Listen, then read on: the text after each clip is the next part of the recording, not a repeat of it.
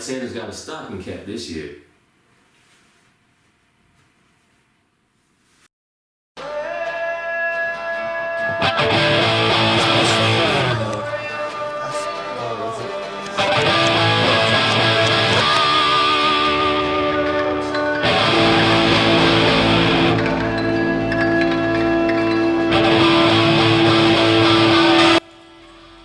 It's December.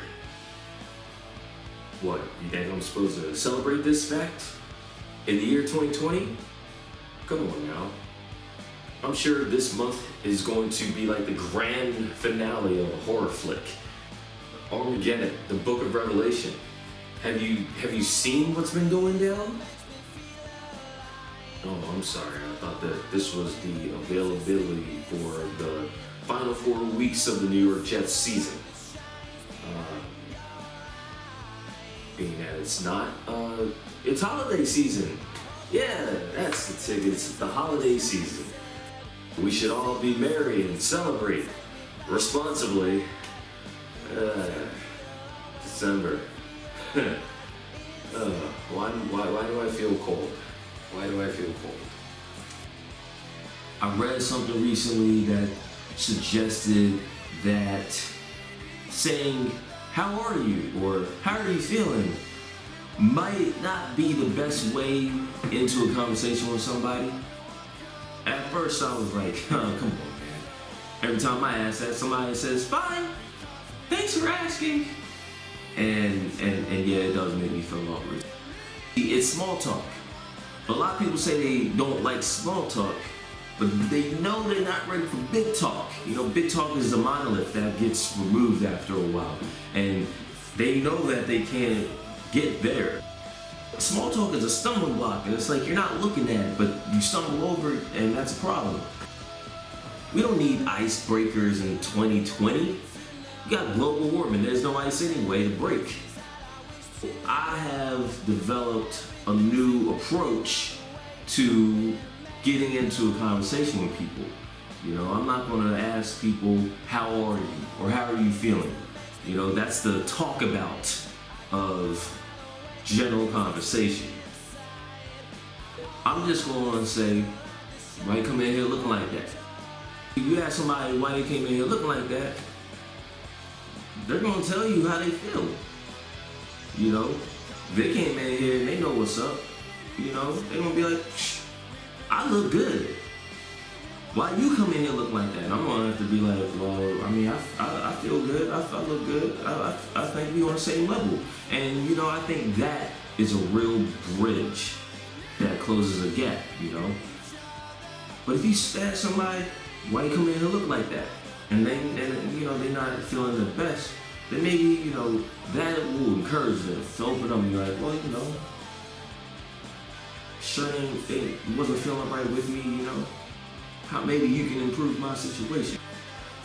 And then it will be on me to be an encouraging person and tell them, "Listen, that shirt ain't working, but I got a nice jacket and we gonna hook you up." Because that's the kind of friend and communicator that I aspire to be. So in short, I'm not gonna ask as many people, "How are you?" or "How are you feeling?" I'm gonna just say, "Why you coming here looking like that?" And you just know it's coming from a good place. Today's guest on Press Conference from Brooklyn, Ethan Seidel. I got my guy Ethan Seidel here, and Ethan and I we haven't seen each other in a long time, and we didn't start talking for a while. I was just like, we're gonna start this and keep it organic. This dude is in Arizona right now. What's up with all the location changes, man? Tell me what's going on with you know, traveling during this So period of time. yeah, I say it. Well, I guess it started where it kind of started for most people once COVID became our new reality. And my wife and I, Emily, we were in our relatively smallish Brooklyn apartment for March and April during like the heavy lockdown period, which was not fun. I'll say that. And then we were able to like escape a little bit, bubble with some friends over the summer to various places, but we were staring at renewing a lease in New York City in our small apartment, knowing that COVID wasn't going away. So we said, let's be flexible because we don't have kids yet. We don't have anything really tying us down the way we used to. So we picked up our bags, moved out of our apartment. First stop was California. So we drove cross country. Definitely recommend the experience. It was certainly probably different than normal, just given COVID and everything. So every hotel we popped into along the road, we were spraying everything down, masks, the whole nine. But yeah, just spent like a month and a half in California, just like 2 hours east of LA in a unassuming town called Hemet. I don't know if you're familiar with Hemet. I'm absolutely not. Don't be surprised. I'm not surprised. I was not familiar, but we have two really good friends that we've gotten to know in this sort of alternative healing world that live out there, and we had visited them, and they've got a lot of land and a big sort of ranch style setup. So when we were thinking about the qualities of life that we had been missing during the early pandemic period of lots of light, outdoor spaces, free range, it all really piqued our interest. So hung out there with them for a little while, and then I guess our wanderlust bug kept calling. So Sedona, Arizona is our current location. It's been another favorite spot of ours, and one of the goals I had when we came out west was just to be in nature as much as possible. When you spend I'm used to being in an urban environment, but under COVID protocols, it's a little excessive, as I'm sure you are aware on your West Coast experience too. So that was high up on the list. So we're just trying to ride out the winter, ride out this crazy period, out in nature. Might bounce around again one more spot before heading back east, but we'll see. Hey, well, I'm glad that you've been able to be mobile and to kind of expanding your horizon might be an understatement at this point. You probably saw all kinds of horizons on the road at this point. And not to bury the lead, but like you a yogi now, and there's so many things that is interesting about that. But I think where we should start is what was your journey to becoming someone who was really enthusiastic about yoga to the point where you wanted to lead those sessions, you wanted to have other people kind of work with you in this physical art? Yeah, no, it's been a longish journey.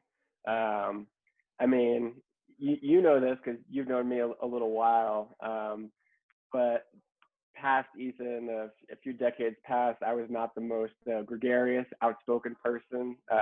Hopping on something like this would have seemed like really, really frightening or terrifying to me at the time. So the idea, if you had asked me in high school if I would teach and like lead a yoga class, I would be like, you're crazy. Like that's not for me. I used to be much more of the background player, team player, help out where I can, but not really sort of take the lead spot.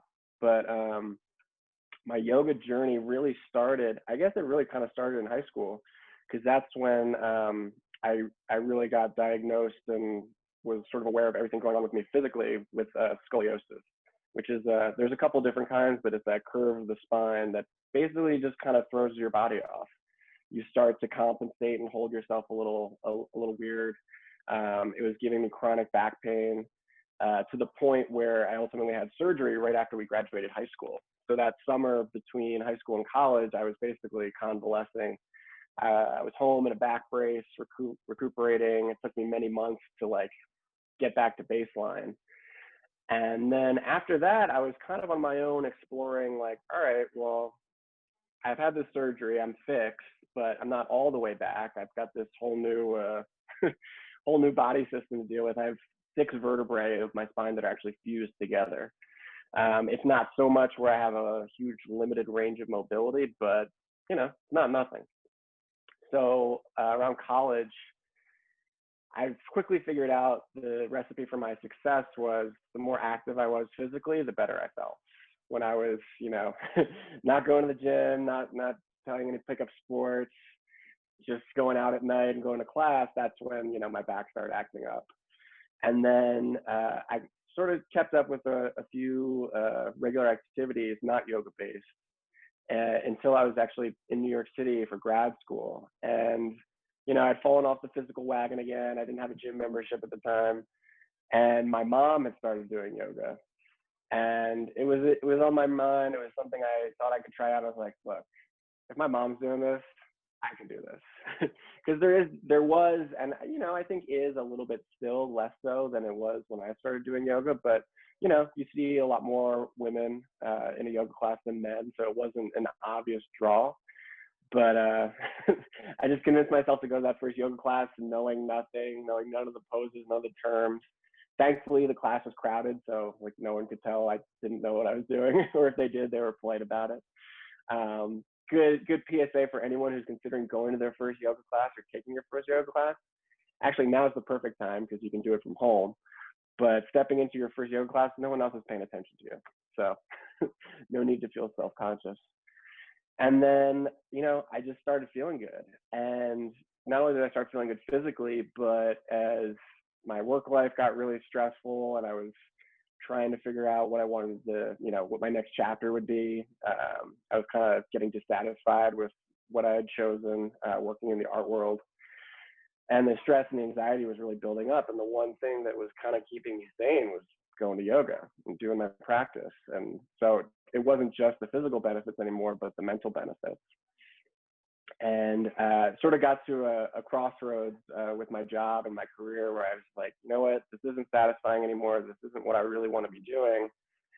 Cut the cord, jump ship.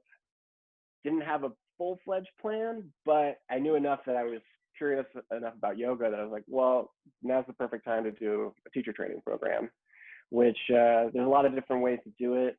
Some people do like a deep dive, immersive, like 2 to 4 week program, sometimes when they travel abroad. I wish I had done that. But at the time I was still working. So I had to fit it into my calendar. So it was like 12 weeks, weekends consecutively, mixing in with classes and practice teaching. I was terrified to speak in front of a class of people. And I think anyone who's gone through a yoga teacher training program will tell you, even if they're not teaching now, you learn a lot about yourself. It is definitely an opportunity for major growth, even if you never teach a yoga class after that. It's really something that kind of sneaks its way in as far as doing a deeper dive into sort of your own psyche, your own desires, your own emotions. There will definitely be a few tears here and there, but it was, it changed my life, and still doing it today. Man, you know what's crazy is we went to Friends Central together, middle school, high school for 7 years. And the middle of those 7 years was our first year in high school, 9th grade. And I know you got to remember, this was the only year that we got you to play basketball. Okay? And, you know, I mean, dude, you were one of my very best friends in middle school. Like, you were the first person I watched the Super Bowl with outside my own home. Like, that was 8th grade. So, like, you going to play, like, dude, I remember you was in that upper body cast for a significant period of time at one point when we were going to school together. Like, we all knew it was like, man, you love sports so much, but there was only like half the year you was able to actually do something because you was always doing stuff. So it was so exciting when we got to be teammates for that 1 year. And like in my personal development, that was the first year where a coach gave me the ball and actually let me do stuff. But like I had you on the team, and because you were my A1, you know, you were the one who had to tell me, Law, pass the ball, man. You know, like you were the one who like pushed that in me. So it's like to see your journey, like for you to be who we were when we were growing up, and to see you progress as a pro, and to get to the point where you took this big risk, you know, going to grad school and then saying, all right, I did that. I'm going to do something that I'm really passionate about, interested in. It's really heartening for me to hear that, because I haven't heard a lot of this before at all. So, but I've seen roots of where this makes sense. It's amazing. Yeah, no, and don't want to give anyone the impression that it was easy, or it was totally smooth, or I had like the plan figured out way ahead of time and just follow the steps as I went. There were definitely some bumps along the road, but yeah, there's something to be said, I think, and I don't know if this happens to everyone. I'm only 33, but there's a point I think that most people come to in their life where you just sort of have to like reevaluate what your priorities are. Is the thing I'm spending most of my time, energy in, am I really passionate about this? Of course, life gets in the way. There are, the rent doesn't care about your passions, but at the end of the day, there's a lot more flexibility and a lot more options available. I think I discovered, at least, than what I felt when I was sort of feeling stuck, kind of treading my wheels. I had thought I'd followed this path that was really for me, but, was probably doing it for the wrong reasons, even though, it was a great experience. I learned a lot about myself. There's nothing wrong with learning about what you don't like and what you don't want to do. I think those are just as valuable as finding the positives. I'm glad to hear you're passing the ball more now. Sounds good. Better late Glad than you took never, that to man. heart. Never too late to teach an old dog new tricks. Yeah, man. Well, shoot. On that note, we're about to go into a new year, and you've been on this you've been on this journey on the road, being a yoga instructor and everything. What's the next step then? Like, is there a next step, or are you not really focusing on any particular destination, just refining your journey? Yeah. It's the one thing about traveling, it's definitely given me a lot of time and space to kind of look ahead and plan forward a little bit as much as possible. I mean, the thing about COVID is like, you really can't plan too much concrete. Everything's written in pencil right now. But, the biggest wrench as far as, yoga teaching is concerned, I went from doing everything in person, going to a studio, having people, we all meet there, to doing it like this, connecting on Zoom, one-on-one, doing group classes. And, I won't lie, that transition was a little bumpy at first. It's like all of a sudden I got to get proficient in technology, setting up a camera, all this stuff. And mind you, I didn't really have the space or the setup to do it. Shout out to all my other yoga teachers out there. I love you. I feel you. It's a lot of work. A lot of people, just kind of met the challenge and kind of shifted gears there. But one thing I'm excited about is that, had nothing, if had COVID not happened, I wouldn't have gone and, learned all these digital platforms. I wouldn't have started thinking about how to, market myself differently, what other kind of content I want to create beyond meeting people in person. So that definitely kicked into high gear. And it's also given me time to like really refine, all right, I teach yoga, but that's a really big, broad umbrella, especially nowadays. If someone says you're a yoga teacher, that could mean 20 different things as far as what they're actually practicing, what they're actually teaching folks. Some people get really niche. Some of my teachers were big anatomy heads. They were really into the science of things, getting like deep down, understanding the biology of the body and how like biomechanics really work. Other teachers who are, very spiritually minded, who have spent their lives studying ancient texts and Taoism and Chinese medicine.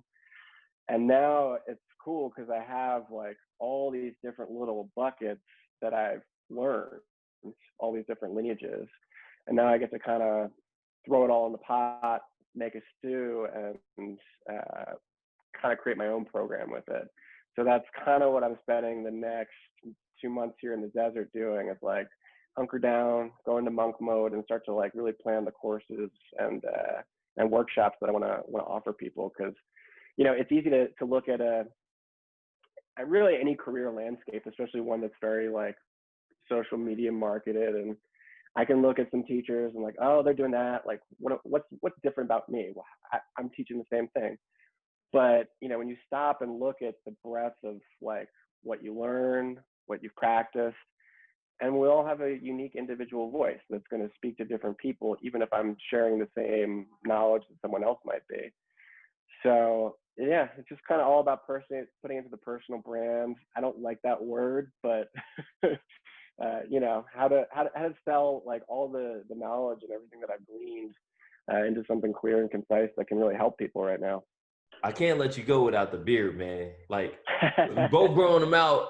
And I mean, what's funny is when it came picture day, you always had the same picture and the same smile every year. And I had it down. I know it was our senior yearbook. You made light of that. And I'm going to find the picture. It's definitely buried in my parents' house somewhere. I'm going to find it. I'm going to be like, yo, we going to throw this all the way back. So I don't know, man. I'm not telling anybody when I'm losing mine. I'm just going to leave that out there in the open. So you got any plans for when you going? What? It's funny. So I had my first test drive with growing a full beard happened around this time last year. And, all right, I'll be real. So, it looks pretty full, but, it gets a little patchy. There's like a couple of spots that like just don't grow hair. And so because of the way I grew in, I can't grow a beard. I'm not one of those beard people. But through sheer willpower and laziness, I guess, it got long enough where I was like, oh, I could do this. But let me tell you, a beard and teaching hot yoga classes do not really mesh very well. It's not really a recipe for facial success. So I gave up the beard then, but I'm sure like you, a lot of people growing them out during COVID, it's like, well, what the hell? Now's the time. Yeah, I'm leaving it open-ended too. I don't have a fixed timetable with it. I'm curious to see how long it can grow, but I have a feeling when and if we make it back to the East Coast, that might be the time to go back to the clean shaven look. Before I let you go, I know you've already kind of spit some shout outs, but if you got a shout out to leave us with, then let us hear it. Well, shout out to you, Law. It's great to see you, man. It's great to catch up. Like you said earlier, like, we go way back to a different time period, different era for both our lives. It's great to see you follow all the things that you're working on, putting out there. And one thing I do want to shout out to you specifically is, coming up with a platform like this. I think in the work that I do, the work that you do, the work that we all do, even if it's not our job, creating connection is like the most important thing we can do right now, and just like keeping tabs on each other and following up. And even if it's been a minute or a couple years, like, time doesn't matter. And even though we can't physically be together right now, it's really great to see you. It's really great to catch up. Thank you for putting this together. Thanks again to Ethan Seidel, and next week, Denise Guerra joins PressConference. In the meantime, I'm going to go call a Cover Zero blitz with the game on the line. Hope that corner can keep up.